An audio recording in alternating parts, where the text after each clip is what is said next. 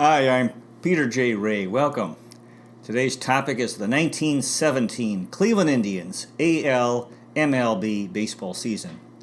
Again, the Indians were playing in the American League, the junior circuit of Major League Baseball, and they were playing at League Park, which had been renamed Dunn Field, same facility. And they had an outstanding year in 1917. They finished in third place with a record of 86 and 66. Winning percentage of .571, 12 games out of first. First place team was the Chicago White Sox, who were 154, winning percentage of .649. Second place, the Boston Red Sox, 90 and 62. Third place, the Cleveland Indians, 88 and 66.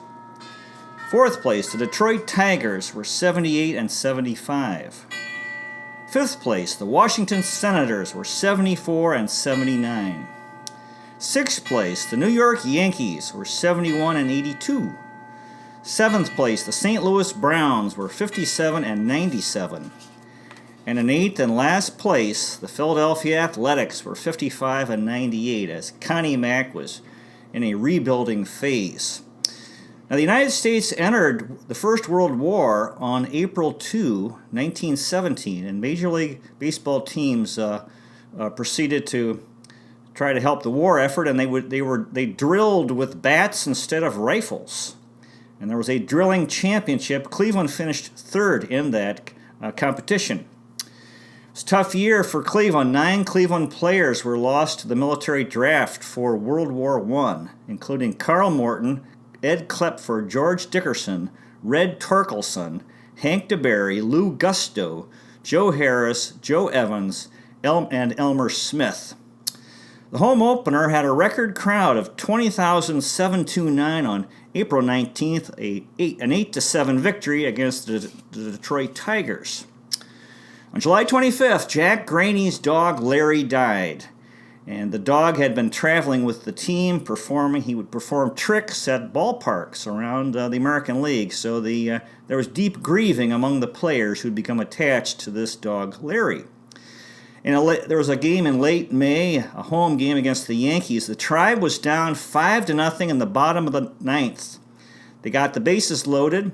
They were down 5-4. There was a rally, and they had a triple steal. In that situation, there was a wild pitch by the pitcher, and Tris Speakers and Bill Wamsgans both scored, and Cleveland won that game. So that was a real exciting finish. And to quote Mel Allen, how about that? The total attendance in 1917 was 477,298, or an average of 6,119 per game. So this was slightly down by total 15,000 from the previous year. Now, the manager in 1917, again, for Cleveland was Lee Full, who was the Indians manager from 1915 to 1919. Really good guy. The starting lineup, Steve O'Neill was our outstanding, tremendous catcher. Although he had a tough year offensively in 1917, he hit 184, 68 hits, 10 doubles, 2 triples, 29 RBIs, 2 stolen bases in 129 games. Steve O'Neill was with Cleveland from 1911 to 1923, and he was the Indians manager from 1935 to 1937. On September 9th, in Chicago, they had a forfeit. It was a 3-3 tie game in the 10th inning, and after the last out of the 10th inning, O'Neill, who was very angry about the bad calls by the umpire, or his perceived bad calls, heaved the ball into left field, and the umpire, Brick Owens, declared a forfeit. So Steve O'Neill uncharacteristically lost his temper in that game. Ross Tenney of the Cleveland Press wrote, quote, "Never since 1912 had we seen Steve O'Neill let his temper get the best of him." Steve O'Neill. Our first baseman in 1917 was Joe Harris. He had a fine year. He had 304, 112 hits, 22 doubles, 4 triples, 65 RBIs, 11 stolen bases in 112 games. Harris was from Coulter, Pennsylvania. He died in Plum, Pennsylvania in 1959 at age 68. Career average of .317. Wow, 47 home runs and 516 RBIs. Harris played for the Yankees, Indians, Red Sox, Washington Senators, Pittsburgh Pirates, and Brooklyn Robins between 1914 and 1928. With the Red Sox in 1923, he hit .335. He was the first player to hit a home run in his first at-bat of a World Series in 1925. They called him Moon. He was in the U.S. Army in the First World War and was involved in a pretty bad truck accident. He had 2 broken legs, 3 broken ribs, and a fractured skull. Boy, but he recovered from that. In the 1925 World Series, he was 11 for 25, batting with the Senators with 3 home runs. Joe Harris, second baseman for Cleveland in 1925, was again was the tremendous Bill Wamsgans. They called him Bill Wamby. Wamsgans hit .255 with 127 hits, 17 doubles, 6 triples, 43 RBIs, 16 stolen bases in 141 games. And Wamsgans was with Cleveland from 1914 to 1923. Bill Wamsgans. Ray Chapman was our shortstop again in 1917. Chapman had an outstanding year. He batted .302 with 170 hits, 28 doubles, 13 triples, 2 home runs, 36 RBIs, 52 stolen bases. Wonderful. In 156 games. And Chapman was with Cleveland from 1912 to 1920. He's considered the best shortstop in baseball. In 1917, he led American League shortstops in assists and putouts. He's also a really good guy. Ray Chapman. At third base, we had Joe Evans, who batted .190, had a tough year, 73 hits, 4 doubles, 5 triples, 2 home runs, 33 RBIs, 12 stolen bases in 132 games. Evans was with Cleveland from 1915 to 1922. Joe Evans. In left field, we had Jack Graney, who hit .228 with 122 hits, 29 doubles, 7 triples, 3 home runs, 35 RBIs, 16 stolen bases, and 146 games. Graney was with Cleveland from starting in 1908 and then from 1910 to 1922. And he was the Cleveland Indians radio broadcaster from 1932 to 1953. And my father, John S. Ray, used to talk about listening to Jack Graney call Indians games back in the day. Jack Graney. In center field, we had Tris Speaker, one of the superstars of baseball. He hit .352. Wow, holy cow. 184 hits, 42 doubles, 11 triples, 2 home runs, 60 RBIs, 30 stolen bases in 142 games. Speaker was with Cleveland from 1916 to 1926. He was third in the American League in hitting, behind Ty Cobb, who hit .383, and George Sisler, who hit .353. On May 19th, during a game, Speaker ran in from center field and shouted for Frank Van Dellen, the groundskeeper, and he said, quote, "There's a fire in the bleachers, Frank. Get the fire brigade out before those wooden seats all burn down." On August 14th, he was hit by a pitch in Chicago by Dave Danforth in the right temple. He was unconscious for several minutes. The team doctor, Morrison Castles, wrote, quote, "About an inch lower and it might have been all up for Spoke." For several days, he had nausea and headaches. His right pupil was dilated and he wore sunglasses. He's out of the lineup for 10 days. Another fine year for Tris Speaker. In right field, we had Brago Roth, who hit .285 with 141 hits, 30 doubles, 9 triples, a home run, 72 RBIs, 51 stolen bases in 145 games. And Roth was with Cleveland from 1915 to 1918. Brago Roth. Now, the bench players included Lou Gusto, who played some first base. Gusto batted .185 with 37 hits and 200 at-bats, 4 doubles, 2 triples, 29 RBIs, 3 stolen bases in 73 games. And Gusto was with Cleveland from 1916 to 1917, and then from 1921 to 1923. In an early season game in Chicago, there was a lot of debris flying in the air in the Windy City and got in the players' eyes. Gusto had several chunks in his eye and was forced to see an eye specialist to remove them. Lou Gusto. Spare infielder was Terry Turner. Turner batted .206 with 37 hits and 180 bats, 7 doubles, 15 RBIs, 4 stolen bases in 69 games. Turner had a long career time in Cleveland from 1904 to 1918 and was the Cleveland Indians' stolen base leader until Kenny Lofton. Terry Turner. Excuse me. Elmer Smith played some outfield, batted .261 with 42 hits and 161 at-bats, 5 doubles, a triple, 3 home runs, 22 RBIs, 6 stolen bases in 64 games, and Elmer Smith was with Cleveland from 1914 to 1916 and the 1917 to 1921. Elmer Smith. Josh Billings was a spare catcher. Billings batted .178 with 23 hits and 129 at-bats, 3 doubles, 2 triples, 9 RBIs, 2 stolen bases in 66 games. And Billings was with Cleveland from 1913 to 1918. Josh Billings. Milo Allison played some outfield. He batted .143 with 5 hits and 35 at-bats, 3 stolen bases.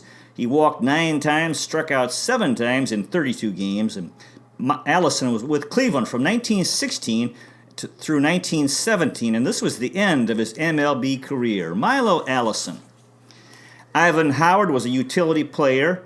Howard batted .103 with 4 hits and 39 at-bats, scored 7 runs, had a stolen base, walked 3 times, struck out 5 times in 27 games. Howard was with Cleveland from 1916 to 1917. He was a manager in the minor leagues until 1929. Ivan Howard. Hank DeBerry was another catcher.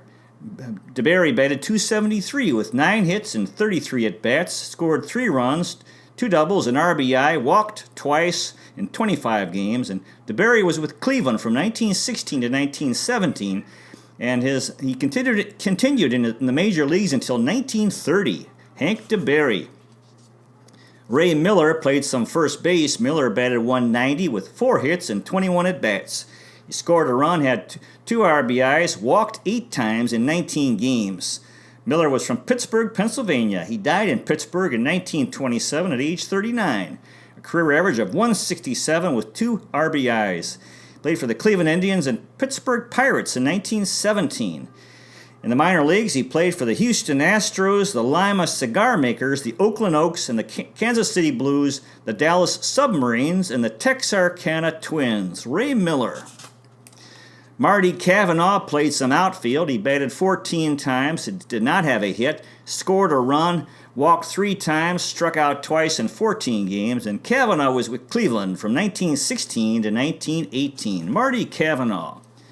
Ferd Unick played some third base. Unick batted twice, did not have a hit in 1 game. He was from Baltimore, Maryland. He died in Baltimore in 1959 at age 67. His MLB career was just with the Cleveland Indians in 1917, and he played in the minor leagues for the Paris Red Snappers, the Oklahoma City Senators, and the Marshalltown Ansons. Ferd Unick. Now, the pitching staff was led by the incomparable Jim Bagby, who batted .231. He had 25 hits and 108 at-bats, scored 12 runs, had 6 doubles, a triple, 8 RBIs, a stolen base in 49 games. His pitching record was 23-13. Tremendous. 1.99 ERA. Wow. 49 games, 37 starts, 26 complete games, 8 shutouts, and 7 saves. And Bagby was with Cleveland from 1916 to 1922. Jim Bagby. Stan Kovaleski was another tremendous starting pitcher. Kovaleski wasn't much of a hitter. He batted .134 with 13 hits and 97 at-bats, scored a run, had had 2 doubles, a triple, 4 RBIs, walked 3 times, struck out 34 times in 46 games. Pitching record of 19-14. With a 1.81 ERA, 45 games, 36 starts, 24 complete games, 9 shutouts, and 4 saves. And Kovaleski was with Cleveland from 1916 to 1924. He had a 1-hitter against the New York Yankees on September 19th. In 1916 with the Tribe, Kovaleski impressed people with how calm he appeared on the mound, and Plain Dealer sports writer Henry Edwards gave him the nickname Icebox. Scott H. Longert, baseball historian, wrote, quote, Kovaleski had a steady demeanor, rarely experiencing the highs and lows that many ball players struggled with. Stan Kovaleski. Ed Klepfer was another starting pitcher. Klepfer batted .032 with 2 hits and 62 at-bats, scored 3 runs, 2 RBIs, walked 5 times, struck out 22 times in 41 games. He had a fine pitching record of 14-4 with a 2.37 ERA, 41 games, 27 starts, 9 complete games, and a save. And Klepfer was with Cleveland from 1915 to 1917, and then back in 1919. Ed Klepfer. Guy Morton was another starting pitcher. Morton batted .085 with 4 hits and 47 at-bats, 2 RBIs, struck out 14 times in 35 games. His pitching record was 10-10 with an ERA of 2.74, 35 games, 18 starts, 6 complete games, and 1 shutout and 2 saves in 35 games. And Morton was with Cleveland from 1914 to 1924. He had a 1-hitter against Boston in June, and Babe Ruth got the only hit. Guy Morton. Fritz Kuhn was another pitcher. Kuhn batted .154, 6 hits and 39 at-bats. He scored a run. He had 2 doubles, an RBI, walked once, struck out 10 times in 35 games. Kuhn's pitching record was 8-6 with an ERA of 2.14, 34 games, 10 starts, 4 complete games, a shutout, and 5 saves in 34 games. And Kuhn was with Cleveland from 1914 to 1919. Fritz Kuhn. Otis Lambeth was another pitcher. Lambeth batted .188 with 6 hits and 36 at-bats. He scored 3 runs, 2 doubles, 2 RBIs, walked once, struck out 8 times in 26 games. His pitching record was 7-6 with an ERA of 3.14. 26 games, 10 starts, 2 complete games, 2 saves in 26 games. And Lambeth was with Cleveland from 1916 to 1918. Otis Lambeth. Al Gould was another pitcher. Gould batted .208 with 5 hits and 24 at-bats, 2 doubles, 3 RBIs. He walked twice, struck out 8 times in 27 games. His pitching record was 4-4 with an ERA of 3.64. 27 games, 7 starts, and a complete game. Gould was with Cleveland from 1916 to 1917. He continued in the minor leagues until 1927, and he threw a 1-hitter against the Philadelphia Athletics on May 20th. Al Gould. Joe Bowling was another pitcher. Bowling batted .188 with 3 hits in 16 at-bats. He had an RBI. He walked once, struck out once in 14 games. Bowling's pitching record was 1-6 with an ERA of 4.66, 12 games, 7 starts, and a complete game. And Bowling was with Cleveland from 1916 to 1917, and then back in 1920. Joe Bowling. Red Torkelson was another pitcher. Torkelson batted .222, 2 hits and 9 at-bats. He had an RBI, struck out twice in 4 games. His pitching record was 2-1 with an ERA of 7.66, 4 games, and 3 starts. Torkelson was from Chicago, Illinois. He died in Chicago in 1964 at age 70. His MLB career was just with the Cleveland Indians in 1917. He also pitched in the minor leagues for the New Orleans Pelicans, the Mobile Bears, and the Beaumont Exporters. Red Torkelson. Smokey Joe Wood was another pitcher. Wood batted 6 times. He did not have a hit. He scored a run, struck out 3 times in 10 games. His pitching record was 0-1 with an ERA of 3.45, 5 games, 1 start, and a save. Wood was from Kansas City, Missouri. He died in West Haven, Connecticut in 1985 at age 95. His career record as a pitcher was he won 117 games, lost 57, ERA of 2.03, and 989 strikeouts. As a hitter, he batted .283 with 23 home runs and 325 RBIs. He played for the Boston Red Sox and Cleveland Indians between 1908 and 1922. He won 3 World Series titles in 1912 and 1915 with the Boston Red Sox and 1920 with the Cleveland Indians.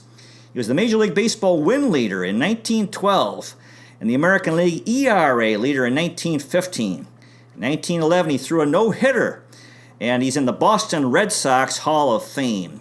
With Cleveland, he was mostly an outfielder. He's one of 13 pitchers since 1900 to win 30 games in a year. 1912, he won 34 games and lost 5. His pro baseball debut was with a mostly female Bloomer Girls team. He got his nickname Smokey Joe because of his blazing fastball. Wood said this, quote, "I threw so hard I thought my arm would fly right off my body." After he retired, he became the head baseball coach at Yale University and later St. John's University. In 1984 at Fenway Park at Old Timers Day, he got a standing ovation at age 94. Walter Johnson said, quote, "Can I throw harder than Smokey Joe Wood?" This was in 1912. "Listen, my friend, there's no man alive can throw harder than Smokey Joe Wood."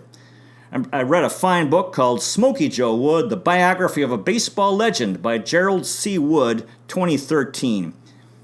On January 3rd, 1985, at age 95, he got an honorary doctorate from Yale University. And Bart Giamatti, who later became baseball commissioner, at the time was the president of Yale, said this, quote, "Best known as Smokey Joe Wood, a name synonymous with baseball, your life has paralleled the development of that noble sport.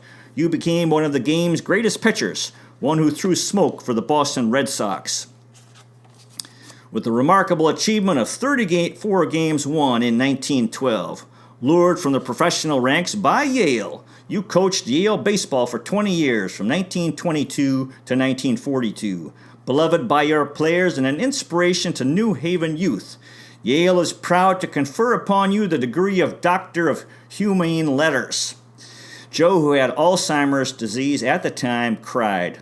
As a boy, Joe's father named his cows after characters in Shakespeare's plays. His fiancée, Laura O'Shea, said this, quote, "I don't like to hear anybody call him Smoke. He's just plain Joe to me and always will be, although I admit he has some speed both on and off the diamond." Before the 1912 World Series, his little sister Zoe came to the game, and the newspaper reported, quote, "All he needs is to hear a certain small voice in the stand or catch the flutter of a waving handkerchief, and a combination of Ty Cobb, Shoeless Joe Jackson, and Napoleon Lajoie up and turn would have no terrors." After helping the Red Sox win the 1912 World Series with 3 wins, he turned down a $1,000 vaudeville tour offer. And he said, quote, he wanted to go home and spend time in nature. And he said, quote, "If I should take up this theatrical business, I would naturally be running around the country and doing very, very little to recuperate. It would be about the same year-round, stopping at poor hotels, on trains, and meeting a lot of people. 7 months of this public life is about enough. I love to come here to the country, live the simple life, work on the farm, eat regularly, and have my good sleeping hours." He married Laura O'Shea on December 20th, 1913, in Milford, Pennsylvania. On February 22, 1914, he had his appendix removed. It was serious. He almost died. In February 1917, Smokey Joe Wood was sold by the Red Sox to the Tribe for $15,000. Wood wanted to play with his friend Tris Speaker. They called them Smoke and Spoke. Smokey Joe Wood. Pop Boy Smith was another pitcher. Smith batted once, did not have a hit, struck out in that time, and played in 6 games. Pitching record was 0-1 with an ERA of 8.31, 6 games, and 8 2/3 innings pitched. Smith played for Cleveland from 1916 to 1917, and this was the end of his MLB career. Pop Boy Smith. And finally, George Dickerson got in 1 game, did not bat. His pitching record, he had no decisions and an ERA of 0.00 in that 1 game, and he had 1 inning pitched. He was from, Dickerson was from Renner, Texas. He died in Los Angeles, California in 1938 at age 45. He was with the Cleveland Indians in 1917, so this was just his brief cup of coffee MLB career. He was in the U.S. Army in the First World War. In the minor leagues, he played for the Columbus Senators and the Waco Navigators. George Dickerson. After the season, the World Series was played. The National League champions, New York Giants, were defeated by the American League champions, the Chicago White Sox, 4-2. The White Sox had star players Eddie Saccott, Eddie Collins, Shoeless Joe Jackson, and Buck Weaver. And the Giants had the famous manager John McGraw and the tremendous player Jim Thorpe. He became a star in the NFL. So that's the story of the 1917 Cleveland Indians. They had a tremendous year. Really gave the fans something to cheer about. They were 3 years away from winning the World Series in 1920. God bless everyone who played for the Cleveland Indians in 1917 and everyone else associated with the team, including the fans, especially the Civil War veterans and the Spanish-American War veterans. Captains of the Cuyahoga, lovers of Lake Erie, Terminal Tower Power, fans of the Free Stamp Statue, and the Fountain of Eternal Life, First Energy Stadium friends, Progressive Field pals, Quicken Loans Arena enthusiasts, Tribe, Browns, Cavs, Monsters, and Gladiators rule, Cleveland, City of Champions. It was tough for the Tribe losing in the ALDS. Congratulations to the Houston Astros. Respect for the noble opponent. Wait till next year. They can keep their heads high. They got beat by a tough team. I'm rooting for the Milwaukee Brewers in the World Series. They have a title drought going back to 1957 when the Milwaukee Braves won the last MLB title for Milwaukee. Thank you so much for watching. God bless you. Take care, and I'll see you next time.